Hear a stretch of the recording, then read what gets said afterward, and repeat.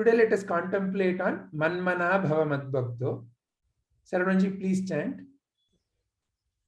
Manmana Bhava madbhakto madyaji mam namaskuru mame evaisyasi yuktvaivam atmanam matparayanah.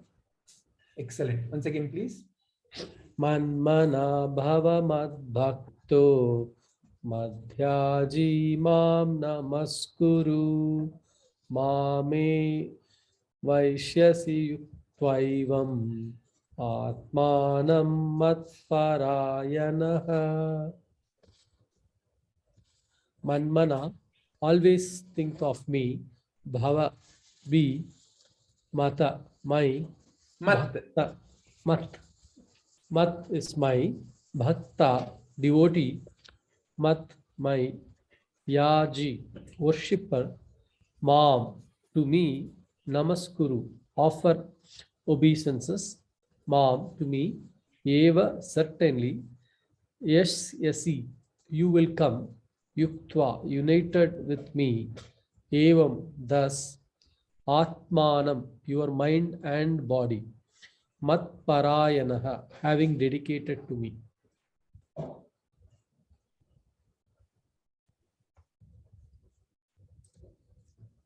So engage your mind always in thinking of me. Become my devotee. Offer obeisances to me and worship me. Being completely absorbed in me, surely you will come to me. Very nice. Thank you, Sarvanji. Thank you. So Sri Krishna is saying, continuously think of me. Whatever you're doing, do it for me. And then you will surely come to me. That is what Sri Krishna is saying here. So how does this shloka connect to you with respect to your life experiences? What does it mean to you?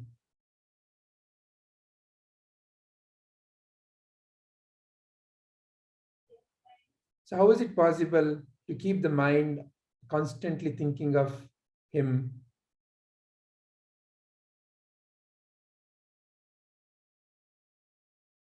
Who wants to begin? Sarvanji, you want to begin? Yeah. So the mind keeps running in all directions, right? So, and wherever it goes, if you just let it go, basically that's how we spend our day. And sometimes, like if you don't regulate it, it's like a monkey just running all over the place, right? And that basically leads one to nowhere. It's like just running around, right? And you can see this as a travel. When you want to go to a destination, we first think of it and then plan it, and then like only think of that reaching the destination.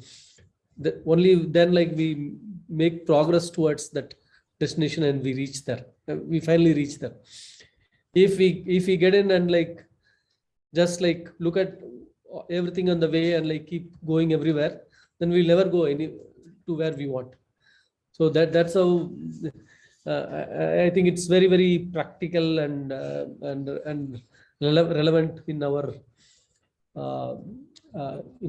spiritual journey as well, which is unless we are able to, we cannot, if we don't spend time on what we are studying, if we don't contemplate, then like it doesn't take us that. Excellent. Yeah. But how is it possible to constantly think of him? What is that Krishna is saying here? How to constantly remember him? Yeah, so we had seen few shlokas before where like first he said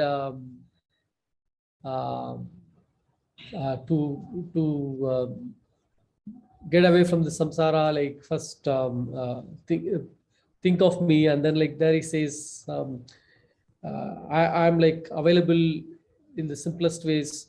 You can like you don't have to think big, like you can come with flower, fruit. Then then next sloka he says, okay, you don't even have to do that much. Whatever work you do, you can offer that as to me. Now he's saying like whatever work if you're doing, if you're mindfully doing, and like if you are doing with that mindset, then like you can just it's like you are with me always, right? And that's what happened with Arjuna, and that's what happened with Hanuman, where like for everything he did, he had only one bhava, right? He said like he saw Rama in everyone, everything. Excellent. Very nice. Yeah. Yeah. What about And like, Shubhaji? Yeah, you want to say something also, about yeah. Yeah, also we also discussed about the Naishkarmya, right? So where when anything we are doing, it's like not of my effort, but it is getting done through me, right? So all that can be related to this shloka. Yeah. Very nice. Yeah, we'll start. Yeah, we'll let others give their views. Nice, Arunji. Thank you. Shubhaji? Yes, sir. This I follow it every day, this particular thing, because it has given me a lot of strength. I'm basically a very sensitive person. I used to be. Sometimes I am now. So a lot of things used to disturb me. So I started chanting all this Vishnu Sahasranama, Lalita Sahasranama. So that keeps me engaged. Whenever I feel very bad or very sensitive or very down, I start chanting all this. So automatically all other things I forget. So nowadays, even if I'm happy, sad, whatever, because of practice, these chanting keeps coming in my keep coming to me. So I'm happy all the time. So that's how I have been using this. Very nice. Very nice. So to remember a divine name has become your habit now. Yes. Wonderful. Very nice. Anything more you would like to say, Shubhaji? I would say initially it was difficult. With practice, it is like coming automatically to me now. Right. So those bad thoughts doesn't sometimes even a little bit of bad thoughts come, automatically my brain starts chanting those mantras or singing songs. So those things goes away. Excellent insight you gave. Your mind is actually an instrument that you train, and based on the training, it behaves. Yes. So automatically, the bad thoughts come, the good chanting starts immediately for me. Wonderful. So it is like in computer, no? As soon as a virus comes, there is an antivirus. It immediately quarantines that and says that there's an antivirus. Yes. Do you want me to remove it, or do you want to let it live? Yes. Excellent, Shivaji. Excellent. Who wants to share next? Shailaja ji? Yes, sir. Sarvananji and Shubhaji has given wonderful examples, sir. Truly, that is a very true, sir. We have to bring some practices in our life. Then only we can come out of this worries, whatever. Since we are common human beings, we have to. It's a tendency like we have to go through all these things in our day-to-day life. And even today's meditation, I can give as an example, sir. Like how initially you will be guiding us. It will take us to one particular point, and then like how I was focusing on my sensations, breathing, for example, and then breathe in and breathe out. There, I felt like some vacuum had been created, and I was just within that, sir. like a bubble. Then when you said at the end, you feel the surrounding area, then only I realized I was somewhere else. Then I came out of that. And step by step, you brought me out. That way I felt like. And that is one thing I can give as an example for this. And one more is Swami Vivekananda. What he said, like in one of his quote, that is focus on whatever you do, and you will reach the success. That way, this is that success. Again, we can refer it to Lord Shri Krishna. Every aspect of life, like we have to focus. We have to, whatever we are doing, we have to be think good. Even that way, it will leads to happiness, peace. And even Shubhaji said that when we are down, I sometimes I used to do that, and really it brings a peace, and slowly it becomes a practice. And even if we don't chant also, it will, if we remember that, then it gives us a peace. Excellent. Very nice. Very nice. See, this is the key to that story where, there was this Brahmana who was living piously, then he got distracted. Later, at the very end of his life, he remembered Narayana and Vishnu Dutas came. That is what the Bhagavatam, one of the stories. But we need to realize that it is this practice which is deep-rooted. It has left a deep impression. See, now you don't have to make it like a conscious chanting, but mentally it keeps on going. And that mentally flushes out all negativities in the mind. Excellent, Shailajaji. Thank you. Thank you. Shilpakalaji, what is your view? So, it is at times difficult to constantly, engage, our mind thinking about God, at least when we are in this transactional world, operating in the transactional world. But as far as my personal experience is concerned, I do my best. I also do self-check, as in if there are any thoughts, whether I should be, thinking about the negative part of it, should let go. I also practice saying Om Namo Bhagavate Vasudevaya Namaha. When I feel that, I'm going in that track where negative thoughts are coming into my mind. So yeah, I do practice this self-check whenever possible, sir. Excellent. Excellent. Any other experience or any other thought from your side, Shilpakalaji? I feel that, to be in constant awareness, to be in the present, to be in now is, and to think about God helps us to walk on our, will help us to achieve our spiritual goal. That is what we all are aiming at the end of the day. So yes, to keep yourself occupied thinking about God, yes, it does have, it does help us. Very nice. Thank you, Shilpakalaji. Thank you, sir. Rupaji, how about you? What is your view on this shloka? Yeah, Vijayji.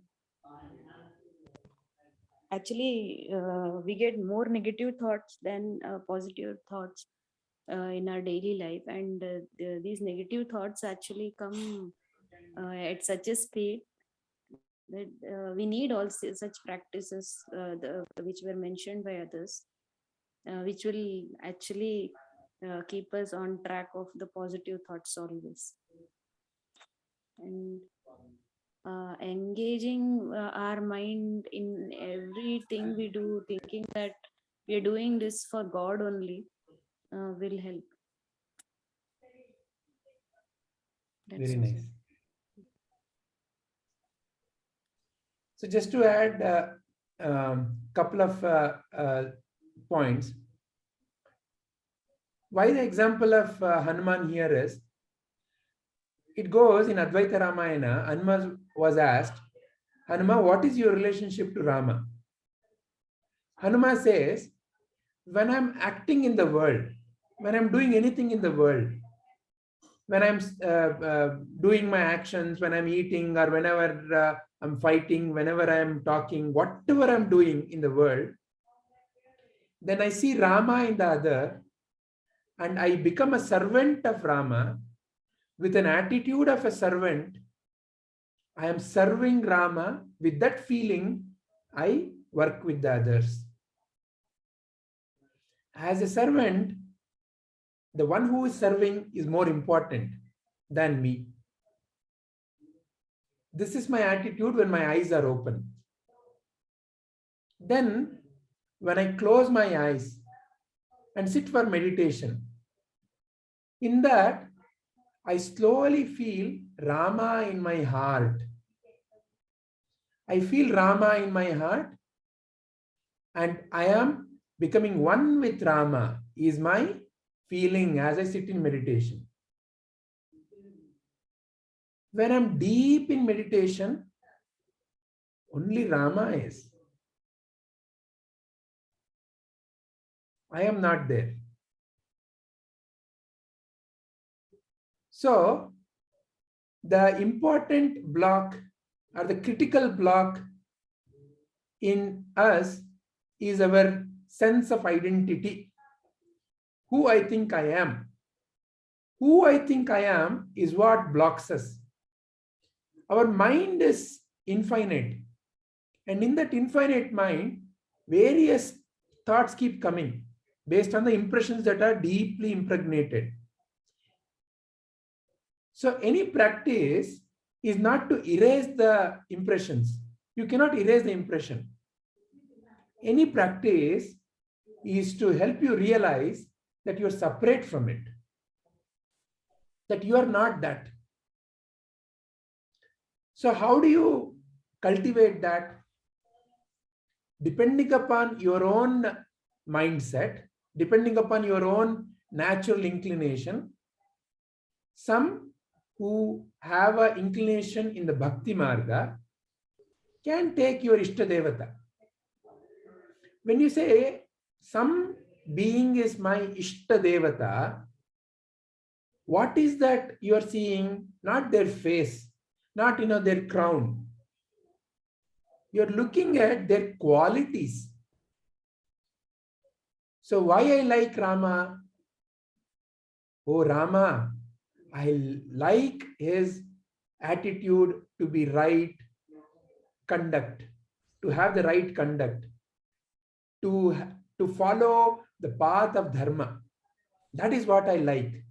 In all testing circumstances, I like Rama's way of conduct, and that is what I want to cultivate. So my Ishta Devata's quality, I have to see reflecting in me and cultivate in me. Like that, in Bhakti Marga, I see my Ishta Devata, and my Ishta Devata's qualities start reflecting in me. And I and my Ishta Devata are not two separate things. Like Hanuman's example, when I'm in the world, I can take the feeling of I'm a servant of my Ishta Devata. I see my Ishta Devata in everybody. Meaning, I see the quality of my Ishta Devata. I see somebody talking to somebody nicely. This is how Rama would have spoken. See how nicely they're speaking, such soft words. Oh, this is what Rama's conduct is. Rama is there as a speech. Somebody is offering something, maybe to a thirsty person water. Oh, this is what Rama would have done. Like that, I see my Ishta Devata and Ishta Devata's qualities everywhere. This is, my mind is constantly thinking of him. This is in the Bhakti Marga.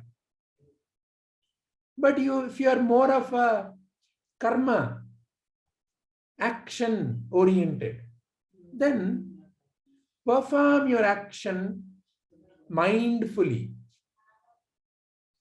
Be mindful. Kaya, vacha, manasa. Through the body, through the speech, through the feelings, you always look at how I can do the best for the others and which is naturally best for me. So begin with the feeling of how can I do the best in this given circumstance? Through all the being, 100% involvement. No worry about what will happen. Like for example, when somebody asked a great cricketer, "Sir, how do you win a cricket match?" He said, "You can win a cricket match by playing the current ball the best way. That's all you can do. Winning the match, the opponent team may have given you a target, 300 runs. If you keep on thinking about 300 runs, you cannot do anything. The only option you have is right now, what you can do. If let's say right now you're batting, what I can do? Can I hit it for 6? Can I defend my wicket? Can I get 1 or 2 runs? What is the best I can do? That is determined by the nature of the ball that is coming at me. I cannot really keep on thinking about my 300-run goal. I have to play the current ball in the best possible way. If I'm a wicket keeper, the best wicket keeper. Like that, whatever the role, when I'm performing now, here and now, I perform it with my 100% involvement. Being completely mindful of my feelings, my thoughts, my speech, my action. And 100% mindful of the impact of that on the other. This is when I have a karma attitude, action oriented. In the jnana, I am neither the doer nor the enjoyer. The action is happening and I am watching. And the best action may happen when I'm watching and I'm fully involved. Because there also, I cannot but be fully involved. There is no judgment. The water offers no resistance if you move your hand. It just lets. There is no resistance. It follows. It travels around. So the best only happens. So depending upon your own internal bhava, you can take any of the ways to practice. And that is why the next part of the picture here, Bhramara Kita Nyaya. What you are constantly thinking of becomes your way of life, becomes you. Please see, we all have worked ourselves into certain roles by constantly thinking of that role.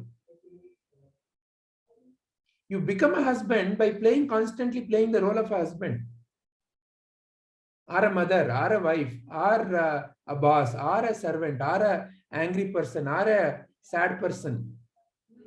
What thoughts you give space to in your mind when they appear, which you constantly deal with, that becomes your nature of life. You are the one who is choosing to give space to that thought in your mind. Like somebody comes in the front of your door, knocks on the door. Only if you open the door and let them in and then talk to them, they interact with you. When they knock, you just remain silent, they will go away. Like a passing cloud. They will go away.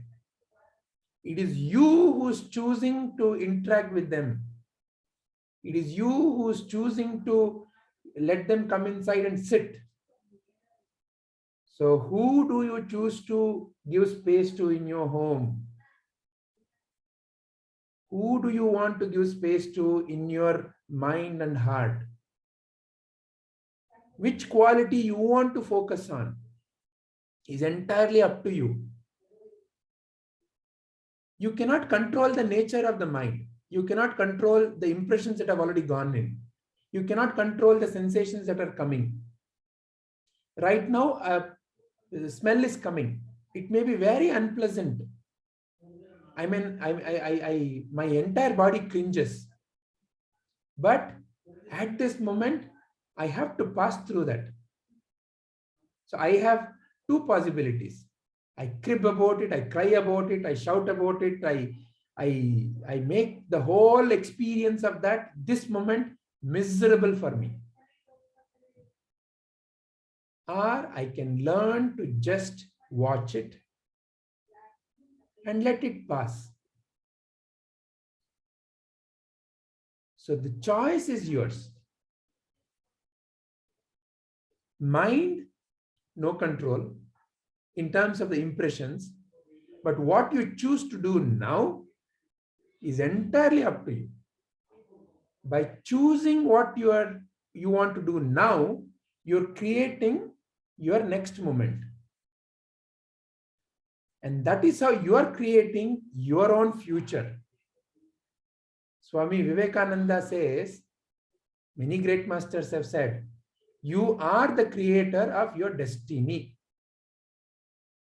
Your current moment, you only have created. Whether you've created consciously or unconsciously, you have created. The next moment, you have the choice to create. Brahmara Kita Nyaya. What you are constantly thinking and feeling about is what you become, and that behavior is what comes out. So what is that you want to talk about? What is that you want to think about? What is that you want to feel about? Sri Krishna is giving a guidance here. Think of me.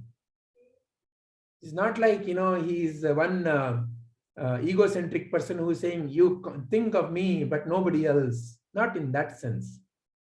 Think of me as in what my qualities are. What is truly Krishna? Krishna within me as what? As that pure awareness. And when I'm acting in the world, I'm a servant of that. When that bhava is not yet completely established, then act as a servant. So like that, a gradual evolution takes place. And as the gradual evolution takes place, mind naturally becomes cooler and peaceful because it knows that you are not acting with it. How long can somebody keep clapping with one hand? You need two hands. When you take away, how long will it continue? As long as the momentum is there.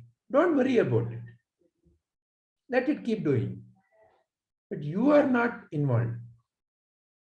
So at least there is no sound anymore. And gradually this also stops.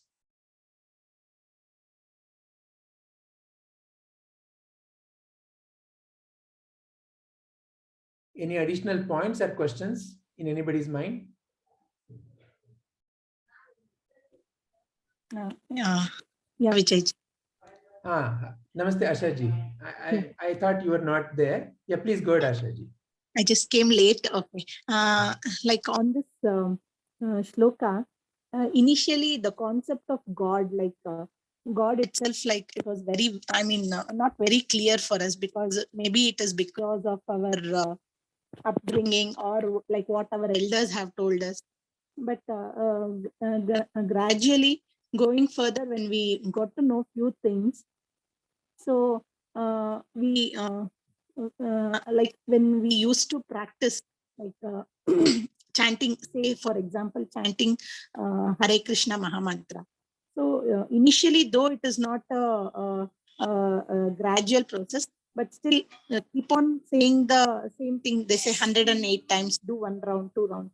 So doing that way, maybe when we are doing it consciously, it enters our subconscious mind, I feel. So then slowly, gradually, it becomes like whenever some thoughts, when it crawls in, so it is like we feel that some relaxation is there when we think of that chanting, or when we think of God. Say suppose when we are chanting a bhajan which we like, so for that point in time, completely we are totally involved. So any other things, we are not just worried or bothered. So in that way we feel very calm and peaceful. So it's my personal experience that I used to think, what will just chanting, I mean, just saying the name, how could it help? But gradually it has so much of it has so much of impact that only when it, I mean, constantly, usually people say, right, when you're constantly thinking on something, that actually becomes your true nature. So I think gradually I'm experiencing this. So in that way, like whatever the Krishna has given the guideline here, I feel now it is true. Yeah, that is correct. So when you're thinking of me, and definitely that will help us so much in our handling our day-to-day activities or day-to-day situations. So definitely chanting of the Lord will definitely help us. It has helped me personally. Excellent. See, let's look at one very simple example of our own lives now. How did you become Asha? As a baby, you are not Asha. As a baby, you are nobody. Yeah. Constantly, people around you pushed the concept that you are Asha. And at certain point of time, you switched and you accepted that you are Asha. Now, if I ask who are you? The first thing that comes is I'm Asha. The first thing that comes is I'm a female. A nobody, which is not really any body, nobody.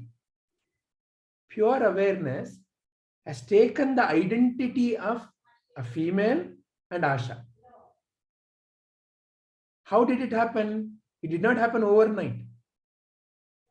Through constant reinforcement, mind deeply got connected to that idea called Asha and a female, and both got lodged in. So now all the behaviors, all the actions in life are based on that identity which is deeply impregnated.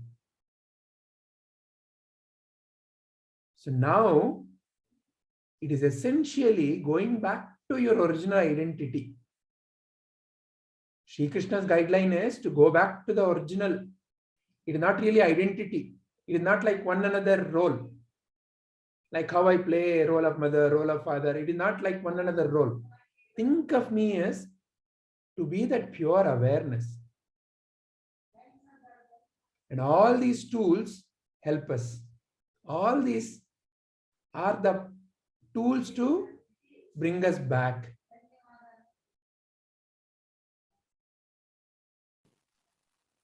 And it also helps us in such a way that, like, we are now, when we are mindfully doing something, we are aware also like what action to take.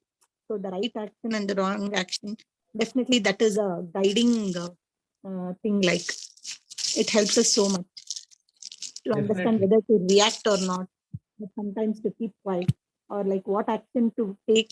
In that way also it helps. Yeah. When you start noticing your mind, it's a wonderful feeling. When some sensation comes, just slow it down. Like how, when we are chanting and if some word is a little complex, we break it further, we say it slowly. As you say slowly, we become aware of the variations of the sound. And then our mind can easily grasp it in a higher speed also. Likewise is our mindfulness should be in our every moment. When a sensation comes, the tendency of the mind is to pick a latent impression, deeply held impression, and based on that to act out. When you learn to watch it, you can see what impression is arising in the mind. Is it a feeling of jealousy? Is it a feeling of hatred? Is it a feeling of fear?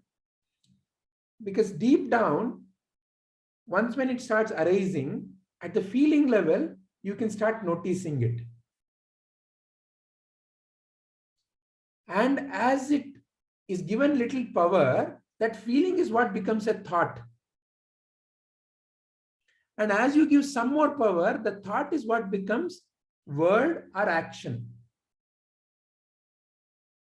Otherwise, as soon as it raises in the depths of your mind as a feeling, when you're noticing and you decide not to pick on it, then that has no more power. It cannot continue its journey. Somebody who knocked on the door, you didn't open the door, so they went away. So it's a constant 24/7 endeavor. And it becomes quite natural as you master it. Yes, Rashmi. I have one doubt. Like when you said, if some thought is coming, I mean, some feeling is coming in first place. Maybe it is like anything, it may be like jealous or anger or grief. So when you start watching the thought, so is it like when you start watching it, or when you keep observing, okay, that is coming, when you are aware that it is coming.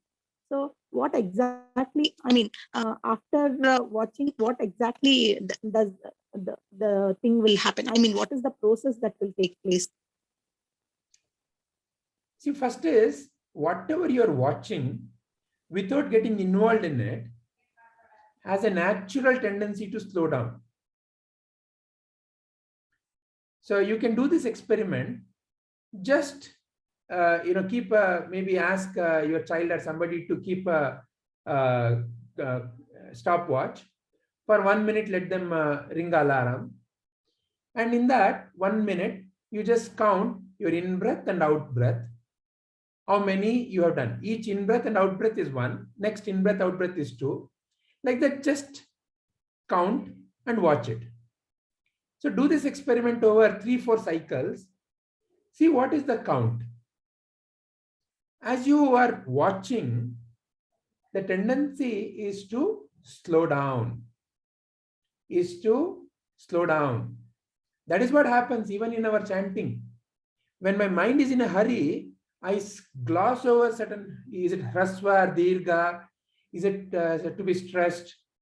Or is it alpa prana, mahaprana? All that I miss. But when I bring my mind to that, that thing becomes a big thing. It's like I've double clicked on that. So it naturally makes my mind go slow.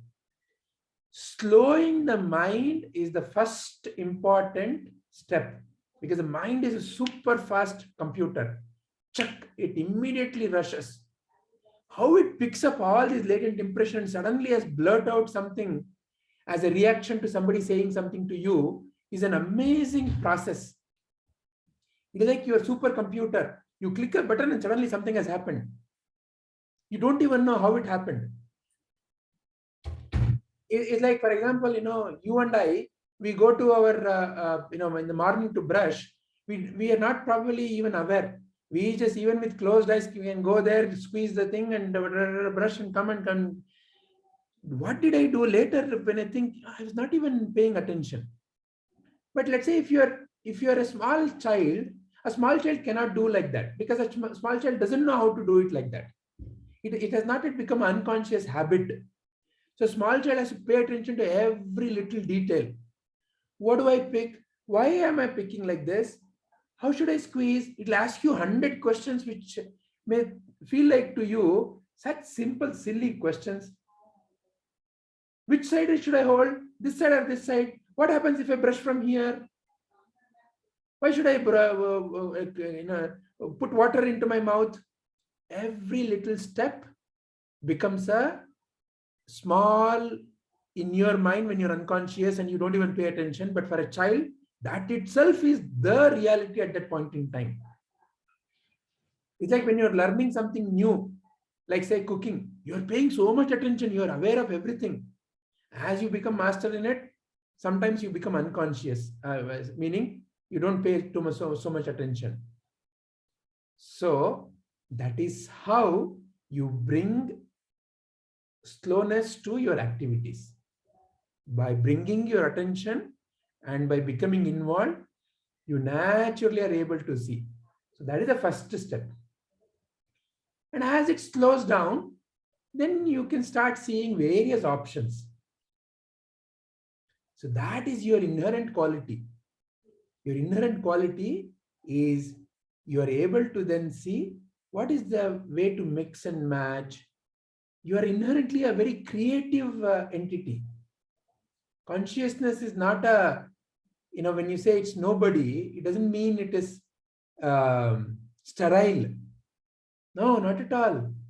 It's the most creative when the mind is decoupled from the whatever it has already stored. Because you always act based on what is stored. But a child doesn't act based on what is stored. Child acts spontaneously in that given moment. And that's a very natural flow that comes from within. That is who you are. And that is your natural capacity. Right now, because the mind has got trained itself into acting based on memory, acting based on the impressions, that part we have to decouple. And that is where all these mindfulness practices, meditation practices, japa practices, all are essentially to decouple the history part of the mind. Important sometimes to know what I'm doing, but I cannot act based on that only. Is it all making sense, Ashaji? Yes, it is. All right. Is there anything else from anybody? Question or a statement? All right. Then let's end our today's contemplation.